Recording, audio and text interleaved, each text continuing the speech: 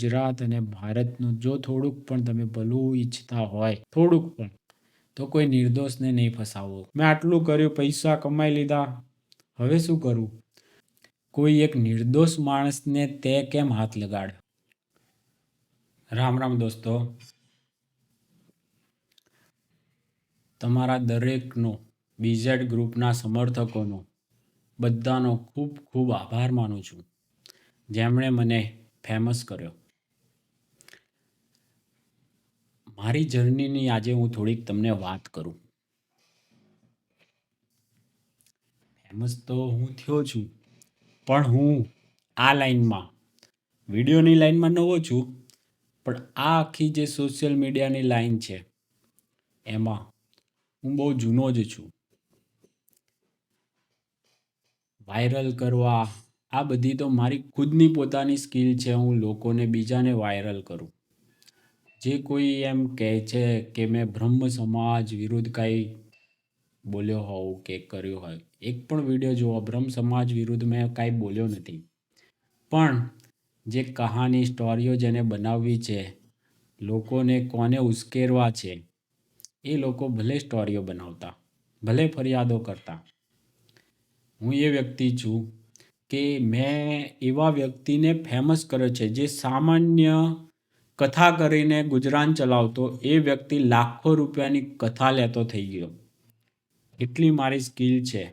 એટલે આજે હું મારી જર્ની વિશે થોડીક વાત કરું તમને. હું લગભગ મેં 12 વર્ષ જેવું હીરામાં ઘસ્યા છે, હીરા ઘસ્યા છે મહેનતથી. 12 વર્ષ જેવું મેં અલગ અલગ ગેલેક્સી મશીન પણ ચલાવ્યું છે. આખો હીરો પોલિશ તૈયાર કરતા પણ મને આવડે છે. આવડતો તો ઘણા વર્ષો થઈ ગયા, મેં છોડી દીધું હીરાનું. કદાચ હવે બની શકે કે હું ના ચલાવી શકું.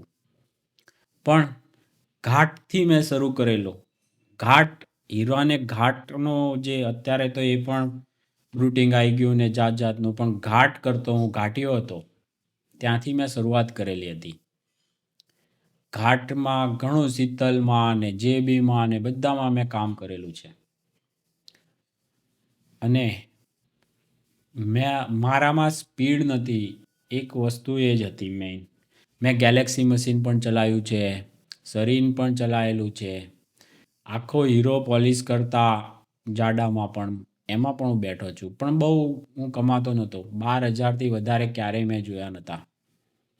પછી હું જ્યારે હીરાનું કામ કરતો, હીરા ઘસતો, ત્યારે મને એક રાજકોટના જયદીપભાઈ સુરાણી, અદ્ભુત માણસ એવો મળ્યા. એમણે મારી જે હેલ્પ કરી છે, એમણે મને વેબસાઇટ બનાવીને આપી. અને એ વેબસાઇટ પર જે અત્યારે આ કોઈ પણ નામ લઈ લો, એવી કોઈ વેબસાઇટ હોય, એમાં જે ન્યૂઝો નાખતા હોય, આર્ટિકલો નાખતા હોય, એવું બધું મેં નાખવાનું એમાં શરૂ કર્યું. એમણે મને બનાવીને આપી, અમારી બેની પાર્ટનરશિપ. તો એ રીતે મેં આ ધંધામાં, વર્ચ્યુઅલ દુનિયામાં એન્ટ્રી કરી. વર્ક ફ્રોમ હોમ આ શબ્દ 2020 પછી બધાને ખબર પડ્યો. હું ઓલરેડી વર્ક ફ્રોમ હોમ 2015થી કરું છું. વર્ક ફ્રોમ હોમ મારી રૂમની દુનિયામાંથી હું આખા ભારતમાં ને બધા લેવલના આપણે કામ કરેલા છે. એવું નથી. હા, પણ હું પોતે ફેમસ નથી થયો. હું પોતે અત્યાર સુધી ફેમસ નથી થયો. અને એ બીઝેડના સપોર્ટરોએ મને જે સહકાર આપ્યો છે ને, એ ભૂલાઈ શકે એમ નથી. તો બધાને મેં આવી રીતે એ વિડીયો વાયરલો કર્યા, ન્યૂઝો વાયરલ કર્યા, વિડીયો પણ વાયરલો કરતા, આવું બધું અમે કામ કરતા જ રહેતા હતા. કારણ કે બીજાનું હોય અને એ બધું અમારું કામ છે કે સારું અમને લાગે, એમાં પોટેન્શિયલ લાગે, તો અમે એને વાયરલ કરીએ. તો આ બધું અમે શરૂ કર્યું આવી રીતે 2015થી. પછી આવ્યું હતું પાટીદાર આંદોલન.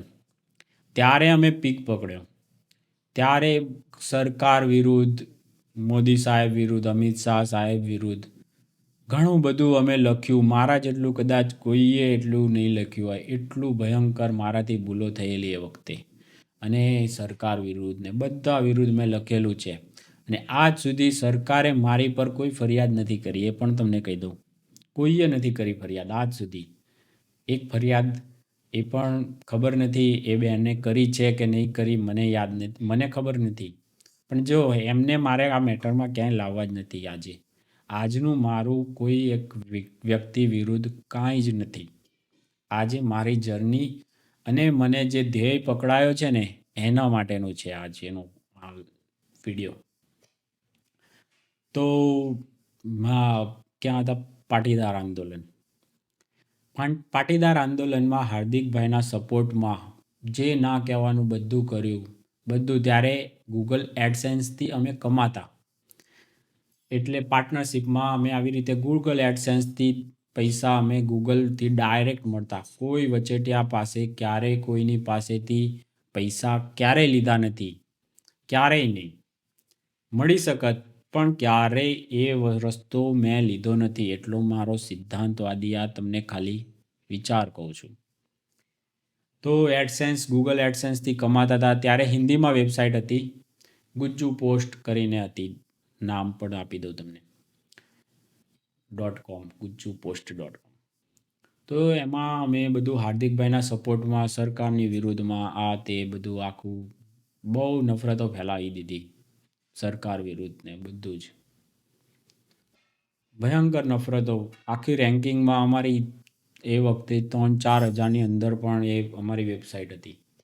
એક સામાન્ય વેબસાઇટ, એક યુવાન સુરતમાં ક્યાંક બેસીને ચલાવે છે એ યુવાન. તો આ રીતે એ વેબસાઇટને સારી એવી રેન્કિંગ, સારી થોડી ઘણી કમાણી પણ શરૂ કરી. કારણ કે મેં 12,000 રૂપિયાથી વધારે મેં જોયા નહોતા. અને 18,000 રૂપિયા અને એટલું હું 20,000 કમાતો થઈ ગયો, 30,000 રૂપિયા. કોઈ પણ ધંધામાં તેજી મંદી આવે એમ એ અમારી વેબસાઇટમાં પણ આવ્યું. ગૂગલ એડસેન્સથી કમાણી થવાની થઈ ઓછી, બહુ ઓછી. કારણ કે એમાં પછી પાર્ટનરશિપમાં 50-50 કરવા જાઓ તો કોઈની પાસે કાંઈ વધે નહીં. એટલે થઈ ગયા અમે છૂટા. પણ ત્યારે એ કમાણી ઓછી શા માટે થઈ હતી? કારણ કે તેમાં બીજો એક હરીફ આવી ગયો હતો, ફેસબુક. ફેસબુક એનું પોતાનું ફીચર લઈને આવ્યો હતો. અને અમે બધા જે ટ્રાફિક લેતા વેબસાઇટ પર, એ બધો જ આવતો ફેસબુક પરથી. એણે કરી દીધો એ રસ્તો બંધ અને લાવ્યો એનું ફીચર, ઇન્સ્ટન્ટ આર્ટિકલ. તો મેં ત્યારે પછી ઇન્સ્ટન્ટ આર્ટિકલ કર્યો શરૂ. એક વાત બહુ સારી હતી ફેસબુકની, બહુ સારી છે. એણે છે ને આજે આખી દુનિયા બદલી વર્ચ્યુઅલની. અદ્ભુત માણસ માર્ક ઝુકરબર્ગ તો મારા માટે ભગવાન છે. એ બધી વાતો હું તમને કરું. તો ફેસબુક લઈને આવ્યું ઇન્સ્ટન્ટ આર્ટિકલ. ગૂગલ એડસેન્સ છે ને એ બહુ હરામી હતું. એ ગુજરાતી ભાષાને તમે કાંઈ મૂકો એમાં પૈસા નહોતું આપતું જ્યારે મેં કામ કર્યું. હવે તો એ પણ આપવા માંડ્યું. પણ એણે આ બધી બદમાશી ગૂગલની, ફેસબુકે કેવી રીતે બંધ કરાવીને કેવી રીતે આખો ગેમ ચેન્જ કરી એ પણ સમજવા જેવું છે. પણ વિષયાંતર ના થાય એટલે હું આગળ ચાલ્યા કરું. તમને જે પણ આ કોઈ સ્ક્રિપ્ટેડ નથી, જે પણ મને યાદ આવે છે એ પ્રમાણે કહું તમને. તો ફેસબુક લઈને આવ્યું એનું ઇન્સ્ટન્ટ આર્ટિકલ. પછી મેં વેબસાઇટ શરૂ કરી અને એમાં આવી ગયું મને મોનેટાઇઝેશન. મોનેટાઇઝેશન એટલે ફેસબુક તમારી સાથે જોડાઈ જાય એટલે ફેસબુક તમને પૈસા આપે. તમે તમારી રીતે જે મૂકવું હોય તમે મૂકો. તમારે જે બનાવવું હોય એ બનાવો, જે આર્ટિકલો મૂકવા હોય, જે લખવા હોય લખો. તમને એ ટ્રાફિકના આધારે કેટલા લોકો વાંચે છે એની ઉપર આધારે તમને એ પૈસા આપે. હવે અમે ડાયરેક્ટ પબ્લિક હાથે જ જોડાયેલા છીએ તો અમે પણ એમ વિચારીએ ને કે ભાઈ પબ્લિકને વાંચે, પબ્લિક વધુમાં વધુ એવી વસ્તુ નાખીએ. બરાબર ને? તો ગુજરાતીમાં આવ્યું અને મેં હિન્દીમાં કામ કરેલું આખું પોલિટિક્સ પર. મારો પ્રિય સબ્જેક્ટ પોલિટિક્સ.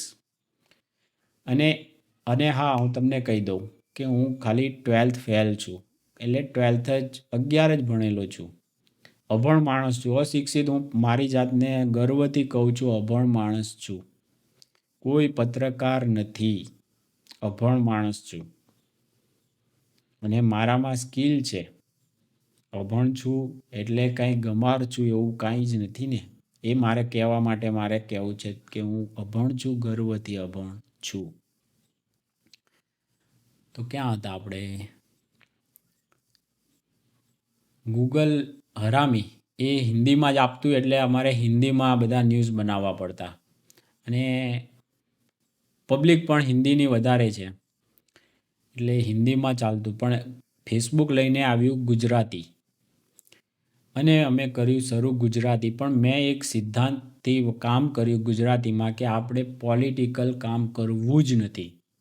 આપણાથી પોલિટિકલથી લોકોના મગજ ખરાબ થાય એ ધંધો આપણે નથી હવે કરવો ગુજરાતીમાં. એ નિયમ લઈને મેં શરૂ કર્યું. તો પોલિટિકલ ના કરો તો પછી શું કરો? લોકોના ફાયદાનું કરો, એવો એક સિદ્ધાંત કામ કર્યું. બે જ પ્રકારની પબ્લિક હોય છે. એક જેને સારું જોવું છે અને એને કામનું જોવું છે, અને એક છે એને કંઈ પણ આપો એને જોવું છે. અને ખાસ કરીને એને વલ્ગરિટી ને એવું બધું આપો તો એ જોવાનો જ છે. તો એક વલ્ગારિટીથી તમારે પોલિટિકલ નથી કરવું તો એક વલ્ગારિટી કરી શકો. અને બીજું છે કે લોકોને ફાયદો થાય, આયુર્વેદિકનું છે, એવી બધું ધાર્મિક વસ્તુઓ છે, આવું બધું આપો લોકોને ફાયદો થાય એનાથી. તો અમે નક્કી કર્યું કે આપણે સારું લોકોને પીરસવું છે. અને અમે એ ધ્યેયથી કામ શરૂ કર્યું. અને ભગવાનની દયાથી બહુ જબરજસ્ત દરેક આર્ટિકલને લોકોને, કારણ કે ફાયદાની વસ્તુ નથી લેવું એવું નથી, બધાને એમના ફાયદાની વસ્તુ જોઈએ જ છે. અને તમારે એના ફાયદાની વસ્તુ કરશો તમે તો એ લોકો લાઈક શેર, તમારે ભીખ નહીં માગવી પડે એના માટે, એ કરવાના જ છે. મારા એક પણ વિડીયોમાં મેં ક્યાંય લાઈક શેર કરો એવું મેં ક્યાંય ભીખ નથી માગી, કારણ કે હું ઓલરેડી અહીંનો જૂનો છું. અને મને ખબર છે લોકોને તમે સારું આપશો તો તમારે આવી કોઈ ભીખની જરૂર જ નથી. આ થોડું વિષયાંતર થઈ જાય ને એટલે પછી મારે ક્યાં હતો ને એ પાછું લાવવા માટે મગજને ક્યાં લઈ જાઉં, ક્યાંયથી ક્યાંય જતું રહે છે. તો લાઈક શેર ને એવું કર્યા વગર દરેક ગુજરાતીને મારાથી ફાયદો થયો જ હશે. ફેસબુક પર જે પણ હશે ને એને, અને નહીં હોય એને પણ. એટલા સારા સારા આયુર્વેદના બધા આર્ટિકલો અમે મૂકતા. આજે પણ તમારે કંઈ જોવા હોય જેના અમે કોપી કરીએ, કારણ કે અમે જાતે કંઈ બનાવતા નહોતા. જે ઓથેન્ટિકેટ હોય ને એવા વ્યક્તિઓનું વસ્તુઓ અમે મૂકતા, ઓથેન્ટિક. તો હું કોઈને નુકસાન ના થાય. તો આવી રીતે અમે શરૂ કરેલું. એમાં ઓનલી આયુર્વેદ કરીને છે. આજે પણ તમે એની વેબસાઇટ પર જશો, એ લોકો ખૂબ જ સારા તમારે હેલ્થના માટેના આર્ટિકલો મૂકેલા છે એ લોકોએ. એનું અમે ગુજરાતીમાં બધું ભાષાંતર કરીને મૂકતા, લોકોને ખૂબ ગમતું. પ્લેટફોર્મના મારે નામ આપીને, કારણ કે મેં બધું 4 વર્ષથી હું કંઈ કામ જ નથી કરતો. એ બધી વાત હું તમને કરું. પાછું વિષયાંતર થઈ ગયું ભાઈ. તો આ રીતે અમે કામ કરતા અને દરેકને ફાયદો થયો જ હશે અમારાથી. એ ઇન્સ્ટન્ટ આર્ટિકલ પછી તો અમે ચલાવતા એટલે ઘણા બધા, એક ધંધો ચાલુ થાય એટલે બહુ બધા આવી જાય. એ જ ધંધામાં પડે એટલે ધંધાની આણાઈ જાય. ભલે આણાઈ ગઈ, પણ ભગવાનની દયાથી મેં એટલો રૂપિયો કમાઈ લીધો ને, વાહ! માર્ક ઝુકરબર્ગ સાહેબની ખૂબ જ દયા રહી, ભગવાનની ખૂબ આશીર્વાદ, લોકોના આશીર્વાદ ખૂબ રહ્યા. અને મહેનતની કમાણીથી અમે સારું એવી રોજની કમાણી કરતા. રોજની 20-25 હજારની, જે અમેરિકામાં આપણે ગુજરાતીઓ જાય છે અને કમાણી અત્યારે કરે છે ને, એ જ ડોલરોની કમાણી મારે અહીંયા રોજ થતી. મેં મારા જીવનમાં ક્યારેય મેં આખા મહિનાના 12,000 રૂપિયા નહોતા જોયા. અને અહીંયા મારે રોજના હજારો રૂપિયામાં દેખાયા. આપણું જીવન કેટલું જોઈએ, કેટલું આપણી જરૂરિયાત સાવ ઓછી છે. અને એ વધારી નથી ક્યારેય. જરૂરિયાતો જેટલી વધારો ને પૈસો એટલો તમારો ગમે એટલી જરૂરિયાતો વધારશો તો ઓછો પૈસો હશે, તો બી જરૂરિયાત ઓછી હશે તો તમારે ચાલવાનું જ છે.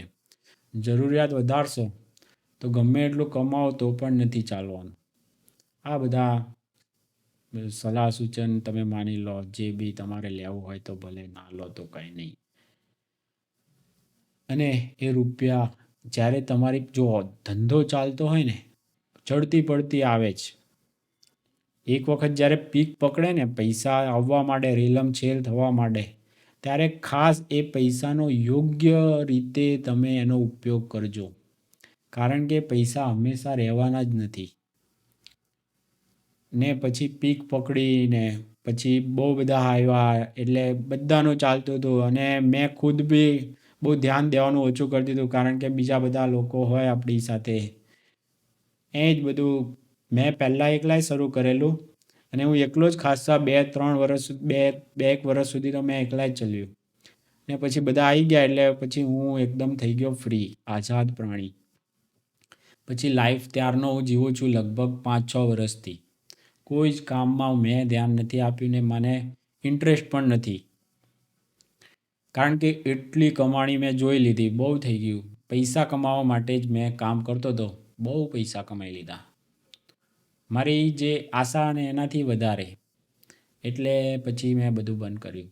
જોકે અત્યારે પૈસા બી પાંચેક વર્ષથી કરતો નથી, એટલે એ બી ડાઉન થઈ ગયા છે. પણ આપણી જરૂરિયાતો ઓછી છે, એટલે જેટલું પણ છે ને એટલું ચાલી જાય એવું છે. મેં મારી લાઈફમાં નહીં વિચાર્યું કે આટલા રૂપિયા મેં કમાઈ લેત, એટલું મેં કમાઈ લીધું.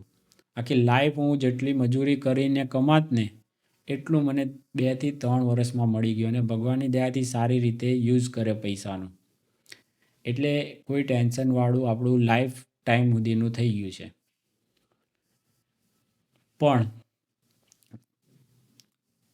પછી હમણાં 4-5 વર્ષથી કાંઈ કામ નથી કર્યું.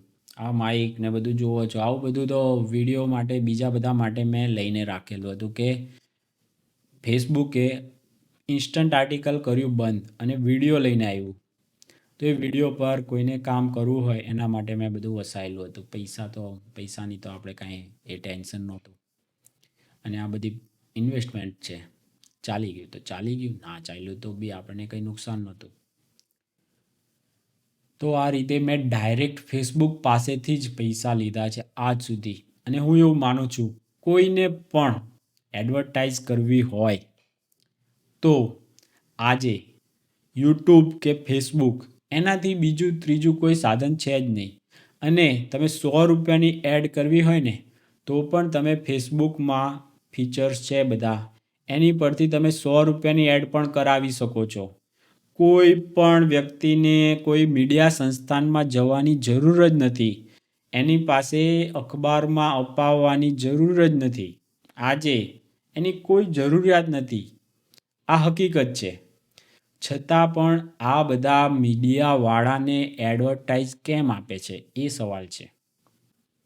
આ બધી મેં પૂર્વ ભૂમિકા બાંધી અને ઈમાનદારીથી મેં પૈસો કમાયો, એ તમને વાત કરી. હવે હું તમને વાત કરું કે કેવી રીતે આ મીડિયા સંસ્થાનો કેવી રીતે મોનેટાઈઝ કરે છે. આ વાત તમને સમજાવી છે. કારણ કે તમે ખુદ પણ જાતે પેજ બનાવી શકો, તમે ખુદ પણ જાતે તમારી યુટ્યુબ ચેનલ બનાવી શકો. તમારે કોઈની આગળ હાથ ફેલાવવાની જરૂર નથી. ધારો કે તમે કોઈ બિઝનેસ કરો છો, તો તમે કોઈ કન્ટેન્ટ ક્રિએટરને પકડશો તમારી એડવર્ટાઇઝ કરવા માટે. કન્ટેન્ટ ક્રિએટર એવો મારા જેવો કોઈ પણ બનાવતો હોય વિડીયા, એ લોકોને તમે પકડશો. તમે મીડિયા સંસ્થાનને પકડવાના જ નથી. મીડિયા સંસ્થાનને કોઈને પણ જી હુજુરી કરવાની આજે જરૂર જ નથી. કદાચ તમે એને ના પકડો તો બુસ્ટિંગ કરીને લોકોને તમે એડવર્ટાઇઝ પોતાની બતાવી શકો મેટામાં ને એ. પણ છતાં પણ શા માટે એક કેજરીવાલ જે દિલ્હીમાં હોય અને એની પ્રચાર અહીંયા ગુજરાતમાં થાય, અહીં ગુજરાતીઓ તો ત્યાં એને વોટ આપવા જવાના નથી, છતાં પણ એની એડ અહીંયા તમને છાપાઓમાં દેખાય, કોઈ વિડીયામાં દેખાય, કેમ? વિચાર્યું છે છાપાઓવાળાના શું કામ એડ આપે છે? એનાથી કોઈ ફાયદો નથી. કાલે એ પસ્તી થઈ જવાનું છે. પણ એ એડવર્ટાઇઝના નામે અહીંના છાપાઓને ગુજરાતમાં સરકાર વિરુદ્ધ નફરત ફેલાવવાનું આ બધું એનો એજન્ડામાં એને ભાગીદાર બનાવે. તો જે ભાગીદારી થાય ને, મફતમાં શું થાય? મફતમાં કાંઈ આ લોકો કાંઈ જ કરતા નથી. તમારા મુદ્દા ઉઠાવે છે, તમને એમ લાગે કે આપણો મુદ્દો ઉઠાવ્યો. તમારો મુદ્દો ઉઠાવ્યો નથી, અને એ આખું ડાયવર્ટ કરવા માટે એણે શરૂ કર્યું છે. આખું તમને એમ લાગે કે બિચારી આ દીકરી છે પાટીદાર સમાજની, એના માટે બધા બોલે છે. પછી આ મુદ્દો ડાયરેક્ટ પહોંચી ગયો હર્ષ સંઘવી, મુખ્યમંત્રી, આ બધાના રાજીનામા પર. અરે ભાઈ, આ આટલો નાનો મુદ્દો લોકલ લેવલનો, એને ત્યાં રાજીનામા સુધી કેવી રીતે આવી ગયો? આખો મુદ્દો રાજકારણીઓ એમની રીતે લોકોને મુદ્દાને રમાડે, અને આ જે તમારા કહેવાતા મીડિયાવાળા, બાજારું મીડિયાવાળા, એ લોકો એમની રીતે લોકોને રમાડે. પણ પેલી છોકરીને ન્યાય કોણ આપવાનું છે? આ લોકો બધા એમના આ પૈસાથી રોટલા શેકી લે છે. રાજકારણીઓ એમના ફેમસ થઈને કે સંવેદનાઓ લોકોની લઈને એ લોકો એમના રોટલા શેકી લેશે. ન્યાયવાળાને ન્યાય નથી મળવાનો. એટલે મેં આ બધો ધંધો બંધ જ કરી દીધો. પાટીદાર આંદોલનમાં હાર્દિકભાઈનો બહુ ઝંડો ઉચક્યો છે, અને એ બધો જ એટલે જ બંધ કરી દીધો. આપણને હવે ખબર પડી ગઈ કે બહુ મોટી ભૂલ હતી. મોદી સાહેબની વિરુદ્ધ આપણે જે પણ અમિત શાહભાઈ જેવા આવા માણસો મળવાના જ નથી. તમે ખાલી એટલો વિચાર કરો કે મોદી નહીં તો કોણ? મોદી નહીં તો કોણ? આટલો વિચાર કરો ને એટલે તમને સમજાઈ જશે કે આ વ્યક્તિ તો ના જ હોવો જોઈએ. એ તમને સમજાશે જો રિયાલિટી જોશો ને તો. તો આ વાત હતી કે પાછો મુદ્દો ભટકાઈ ગયો ભાઈ. મીડિયા સંસ્થાનને શા માટે પૈસા આપવાની જરૂર પડે છે? ડાયરેક્ટ કોઈએ મીડિયા સંસ્થાનને પૈસા આપવાની જરૂર જ નથી. પણ મીડિયા સંસ્થાનોને ગુજરાત સરકાર હોય, ભારત સરકાર હોય, કોઈ પણ કેજરી સરકાર હોય, આ બધા જ એનો મૂઢા બંધ કરાવવા, મોં ખોલાવવા, આ બધા માટે એ લોકોને એડવર્ટાઇઝના નામે ચૂકવણા કરે છે. આ વાત તો બધાને નહીં ખબર હોય તો જાણો તમે. આ એનું મોનેટાઇઝેશન છે આ લોકોનું. બાકી કોઈ જરૂર જ નથી. તમારે જો ઈમાનદારીથી કામ કરવું હોય, લોકો માટે કામ કરવું હોય, તો કોઈ જરૂર જ નથી કોઈની એડવર્ટાઇઝ લેવાની. પર્સનલી યુટ્યુબ, ફેસબુક આ બધા આપે જ છે આ લોકો. તમારે કોઈનો માટે, તમે સમજો, મેં ભૂપેન્દ્રભાઈનો મુદ્દો ઉઠાવ્યો, મને ત્યારે ખબર નહોતી કે આટલો બધો લોકોમાં વેદના હશે. કારણ કે મેં જોયું કે આ ખોટી રીતે એક નિર્દોષને આ લોકો ફસાવે છે. આ લોકો, આ દાળમાં કંઈક કાળું છે. મને લાગ્યું કે આ બિઝનેસમેને પૈસા ના આપ્યા અને ઓછા જોતા હતા, વધારે જોતા હતા અને ઓછા આપ્યા. આ બધા કારણો મને લાગ્યા. કારણ કે આ લોકોનું મોનેટાઇઝેશન લોકોને દબાવીને એને મજબૂર કરે એડવર્ટાઇઝ આપવા માટે. આ લોકો એટલી છાતી પીટે ને કે સજ્જન વ્યક્તિ કોઈ પણ હોય એને બંધ કરાવવા માટે એ પછી ચૂકવણું એડવર્ટાઇઝનું કરે જ. બિચારી સરકારોને કરવું પડતું હોય તો સામાન્ય માણસની વાત જ ક્યાં રહી? મહેશગીરી બાપુ એ બાહોશ નીકળ્યા કે તમારે જે થાય એ કરી લો, જે છાપવું હોય એ છાપી લો, જે કરવું હોય એ કરી લો, તમને બધી છૂટ છે, જે કરવું હોય. એવો બાહોશ, એ સંન્યાસી છે એટલે એ બાહોશ બન્યો. પણ એક સજ્જન માણસ છે જે બિઝનેસ કરે છે, એ બિચારો વિચારે કે મારો બિઝનેસ બંધ થશે તો કેટલા લોકોનો રોજગાર બંધ થશે, કેટલા લોકોના ઘર-બાર બંધ ચાલે છે એ બંધ થશે. એટલે એ બિચારો આવા જે મજબૂર કરતા લોકોની સામે ઝૂકી જાય, ઘૂંટણીએ પડી જાય. 1.5 લાખ પછી પોડકાસ્ટના નામે આપવા પડે કે કોઈ પણ રીતે આપવા પડે, લેપટોપની પાછળ એને એડવર્ટાઇઝના નામે આપવા પડે કે એની વિડીયોની શરૂઆતમાં કે વચ્ચે કે આજુબાજુ આપવા પડે. એ કોઈ જોતું નથી. બધાને ખબર છે કે આ પૈસાનો વ્યય છે. પણ એ પૈસાનો વ્યય શા માટે કરે છે એ લોકો? કારણ કે એને જો એડવર્ટાઇઝ કરવી હોય તો સૌથી સારું પ્લેટફોર્મ છે એડવર્ડ, ગૂગલનું ને ફેસબુકનું મેટા પણ. એનાથી એડ થાય જ છે. એને એકદમ પરફેક્ટ થાય. જે લોકોને તમે ટાર્ગેટ કરો તમારા બિઝનેસ રિલેટેડ, એ જ લોકોને એ એડ દેખાય.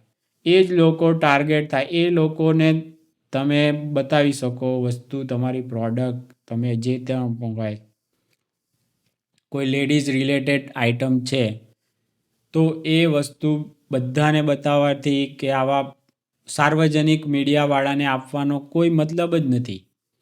એ એક ટાર્ગેટેડ કે મહિલાને જ આ એડ દેખાય, આટલાથી આટલી ઉંમરનાને જ દેખાય, આટલું પરફેક્શન આપે છે. ઓછા રૂપિયામાં સારું પરફેક્શન, સારામાં સારું આપે છે. તો લોકો એ એડ કરવાના કે આવા લોકો બાજારુઓ પાસે એડ કરાવવાના? વિચારો તમે. બિચારા પત્રકારો જે આ બધી સંસ્થાઓમાં પગારથી કામ કરે છે ને, એમનો કોઈ જ વાંક નથી હોતો. એ તો એમના જે માલિકો કહે ને એવા મુદ્દા એમને ઉઠાવવા પડે છે. એમની મજબૂરી છે. એમને કોઈ હિન્દુ ધર્મ હાથે દ્વેષ નથી, પણ એમના મીડિયા સંસ્થાનો એમની પાસે ના બોલવું હોય તો પણ બોલાવડાવે છે.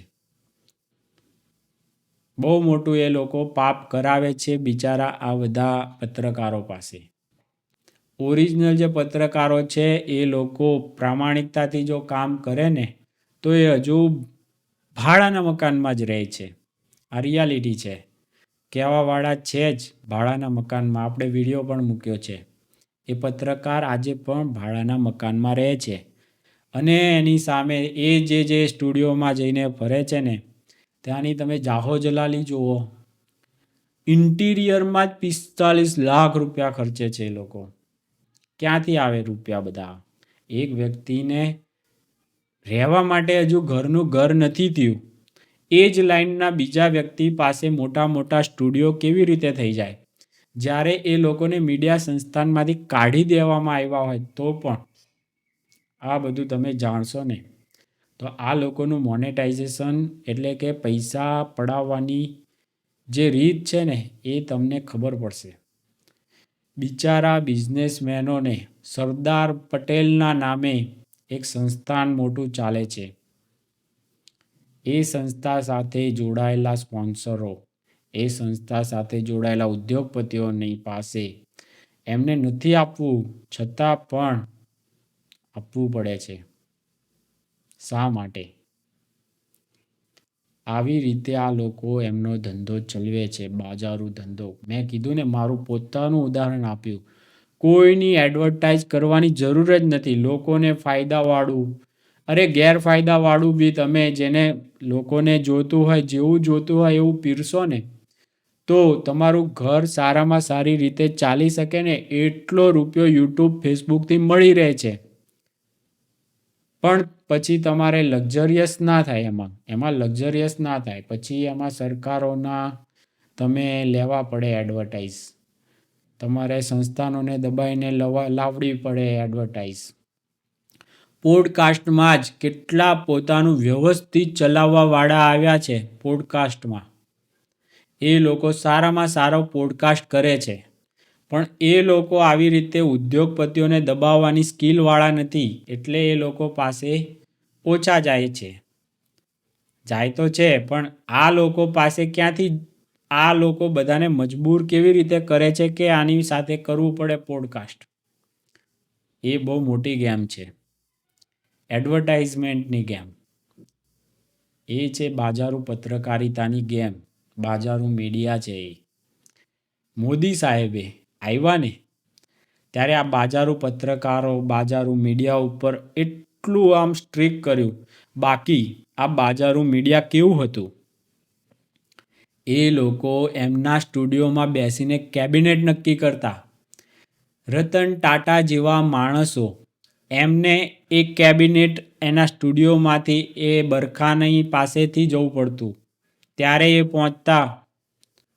સંસદ સુધીનો જે રસ્તો હતો 10 જનપદ થઈને જાય પીએમ આવાસમાં, પીએમ ઓફિસમાં, એ જતો એમની સ્ટુડિયોમાંથી. એ નીરા રાડિયા ટેપનું આખું કૌભાંડ ખબર જ હશે, નવી જનરેશનને નહીં ખબર હોય તો એ જોરદાર હતું નીરા રાડિયાવાળું. જે રસ્તો જતો આ બધાની સ્ટુડિયોમાંથી, એ એટલું તાકાતવર હતું જ્યારે ભ્રષ્ટાચારની પૂરી ચરમસીમા હતી. આજે પણ એ લોકો હટ્યા નથી. થોડું એમને ઓછું થયું. પ્લેનમાં બેસીને, પ્રધાનમંત્રીના પ્લેનમાં બેસીને આખું બાજારું મીડિયા હારોહાર જતું. એ બધું બંધ કરાયું મોદી સાહેબે. તમે કોઈ વાર એ ડીડીના પેલા સાહેબ છે એમનું સાંભળજો ઇન્ટરવ્યૂ, નામ મારે ભૂલાઈ ગયું છે. એ બધી જ વાત કરે છે, દારૂ સુધીનું બધી જ સગવડો અહીંયા ફ્લેટોના ફ્લેટો બાજારું પત્રકારોને આપતા સરકાર ખુદ. એ લોકોને જે જમીન જોઈએ, જે જોઈએ બધું આપતી સરકારો. એટલું પાવરફુલ હતું આ બાજારું મીડિયા. હજુ પણ થોડું ઘણું છે. એ લોકો હજુ પણ નમાવીને ગુજરાત ટુરિઝમની કે કોઈ પણ જાતની બધી એડ કેવી રીતે લે છે? આ બધા સવાલ છે. કેવી રીતે આને જ મળે છે, બીજા બધાને નથી મળતી, આને કેવી રીતે મળી ગઈ? આખું આ નેટવર્ક છે આ લોકોનું. આ બધું મને ધ્યેય કોઈ નહોતો મારો. મેં કીધું ને, મેં આટલું કર્યું, પૈસા કમાઈ લીધા, હવે શું કરું? તો હવે આ બાજારું પત્રકારો, બાજારું મીડિયા, એમણે મને એક ધ્યેય આપ્યો છે કે આ લોકોને હવે ખાનદાની બનાવો. પ્રામાણિકતાથી, ઈમાનદારીથી, સાચા મોનેટાઇઝેશનથી કમાતા કરો. ખોટી રીતે કનડગત કરીને, બિઝનેસમેનોના કનડગત કરીને, કે કોઈ સનાતન ધર્મના સંતો મહંતોને કનડગત કરીને, આ જે લવારા કરીને કમાય છે, ગુજરાતનું વાતાવરણ દોડે છે, એને બંધ કરાવો. મને કોઈ જ વાંધો નથી લોકો 5 લાખના પોડકાસ્ટ કરે, 5 લાખ આપીને કરાવે, પણ કોઈ એક નિર્દોષ માણસને તે કેમ હાથ લગાડ? મને એ દુઃખ છે. તું ગમે એટલાનું તું 5 લાખ રૂપિયા લે, 10 લાખ લે, સરકારના લે, કોઈના પણ લે, મને કોઈ વાંધો નહોતો. તું જીવ, તું એ પાપનો ભાગીદાર થઈશ. તારે યમરાજને જવાબ આપવાના છે, મને તો નથી આપવાના. એટલે મને હું ટેન્શન, મારે પૂછવાના પણ નથી. પણ તે એક નિર્દોષ માણસને હાથ કેમ લગાડ્યો? એ વ્યક્તિને તે શા માટે બરબાદ કર્યો? હા, એટલે જ મારે આવવાનું છે અને આવ્યો છું આ લડાઈમાં. ફક્ત મને ખબર જ નહોતી કે હું આટલો ફેમસ થઈશ. મેં એક નિર્દોષ વ્યક્તિનો અવાજ બનવાનું મેં નક્કી કરેલું. મેં આ લોકોના દુઃખમાં, એમના દુઃખ પર સાંત્વના આપવાની કોશિશ કરવા માટે મેં શરૂઆત કરી, અને એમાં આખું ગુજરાત ભળ્યું છે. એટલે તારે મારી પર ફરિયાદ કરવી પડી.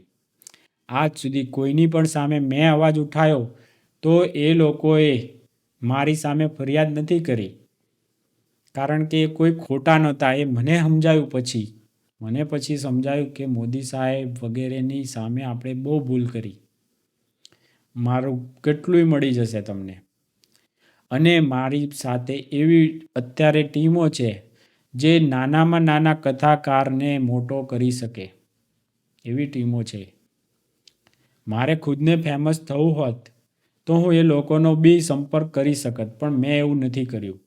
મેં કોઈને પણ જણાવ્યું જ નહોતું કે મારી કોઈ મેં યુટ્યુબની ચેનલ શરૂ કરી છે.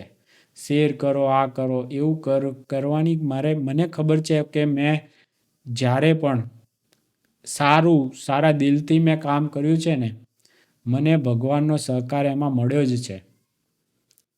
અને આખું અલ્ગોરિધમ પણ એવા લોકોને સપોર્ટ કરે જ. આખી કુદરત કાયનાત તમારી સાથે આવે.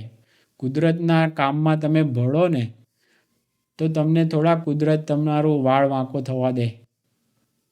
આ બધા સિદ્ધાંતો મને કુદરતના થોડા ઘણા સમજાયા છે. હું નથી કહેતો કે બધું સમજાઈ ગયું છે.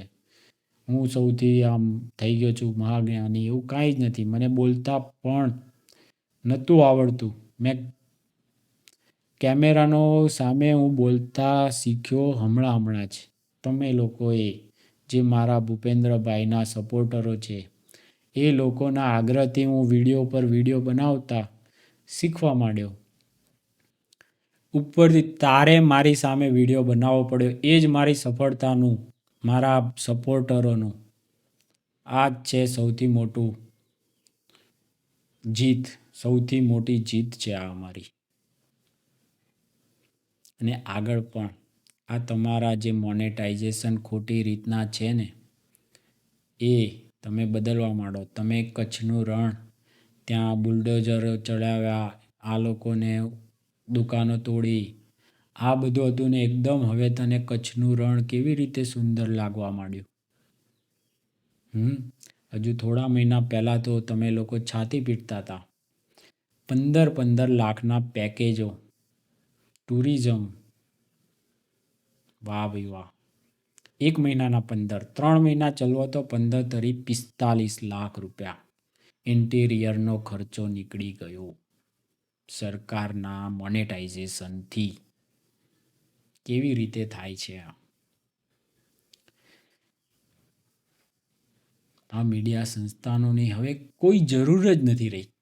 કારણ કે આ લોકો ફક્ત એમની કમાણી કરવા માટે જ કોઈ વસ્તુઓ સિલેક્ટેડ કરે છે. એટલે બધા જ ધંધાને પ્રમોટ કરવા માટે કન્ટેન્ટ ક્રિએટરો આવી જ ગયા છે. પોડકાસ્ટ કોઈને આપવું હોય તો પોડકાસ્ટવાળા આવી ગયા છે. કોઈ મીડિયા સંસ્થાનમાં જવાની કોઈ જરૂર જ નથી. છતાં પણ કેમ એ લોકોને જવું પડે છે? કારણ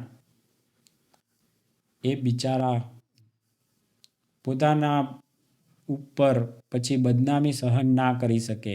એટલે એની સાથે જોડાયેલા લોકોની બદનામી સહન ના કરી શકે. એટલે બહુ ખોટું કરી નાખ્યું છે તમે લોકોએ ભૂપેન્દ્રભાઈ સાથે. આ નિર્દોષ વ્યક્તિ સાથે આ ના કર્યું હોત ને તો મારા જેવાનો તમારે સામનો ના કરવો પડત. કાંઈ વાંધો નહીં. આ મારી જર્નીની મેં વાતો કરી છે. આગળ પણ મારું દુઃખ દર્દ જણાવતો રહીશ. જો આવા કોઈ નિર્દોષને ભોગ લેશે તો. મારે કોઈ વ્યક્તિ સાથે દુશ્મની નથી. એ વ્યક્તિને પણ ખબર છે કે આ ખોટી રીતે અમે પૈસા મેળવીએ છીએ. પણ એ લોકો એટલો મોટો પથારો પાથરીને બેસી ગયા હોય ને, એટલે હવે એ લોકોથી પાછું વળાય એમ છે જ નહીં. હવે એ લોકો પાસે કોઈ રસ્તો જ નથી રહ્યો. એટલો મોટો પથારો એમનો પથરાઈ ગયો હોય એટલે હવે એમને ના છૂટકે ખોટું કરવું જ પડે. પણ ના કરવું જોઈએ. ગુજરાત અને ભારતનું જો થોડુંક પણ તમે ભલું ઈચ્છતા હોય, થોડુંક પણ, તો કોઈ નિર્દોષને નહીં ફસાવો. કોઈ નિર્દોષને ક્યારેય ફસાવો નહીં. એ નિર્દોષની હાયથી તમારા આખા પરિવારો ઉડી જશે. કુદરત એની સાથે છે, એ વિચારી લેજો. એક સામાન્ય મારા જેવો 0 સબસ્ક્રાઈબર વાળો વ્યક્તિ આજે આટલું બધું સમર્થન ક્યાંથી આવ્યું? મેં કોઈને એક લિંક શેર કરીને કીધું નથી કે ભાઈ મને સપોર્ટ કરો, હું આવી ગયો છું મેદાને. કોઈને નથી કીધું, કોઈ વિડીયોમાં નહીં. પણ મેં એ લોકોને જરૂર કીધું તમે વિડીયો બનાવીને આવો. તમે વિડીયો બનાવો જાતે જ. તમે જાતે તમારી લડાઈ બીજાને શું કામ લડવાની? તમારી લડાઈ છે, તમે જાતે લડો. અને હું અવાજ બનીશ. મારાથી જે થશે એ. પણ કોઈને બદનામ કરવા માટે નહીં, કોઈની પાસેથી એડવર્ટાઇઝો લેવા માટે નહીં, આ બધા ધંધા માટે નહીં. વ્યૂથી હું ચોક્કસ વ્યૂ વધારે આવે એ માટે જે કરવું પડશે એ કરીશું. કારણ કે વ્યૂ જો વધારે આવશે તો જ યુટ્યુબથી અમને કમાણી થવાની છે. પણ તમારી જેમ ખોટા ધંધા કરીને નહીં, કોઈને બદનામ કરીને કે મને આપો એડવર્ટાઇઝ નહીંતર હું તો બનાવીશ, એવી રીતે નહીં. એવી રીતે નહીં. એવી રીતે આપણે ધંધા નથી કરવાના. અને આ બદલાવ લાવવાનો છે. નાનો પણ છે પણ કરવાનો છે બદલાવ. ચાલો ત્યારે, રામ રામ દોસ્તો. ફરી મળીશું કોઈ વાર વિડીયોમાં. ત્યાં સુધી જય શ્રી રામ.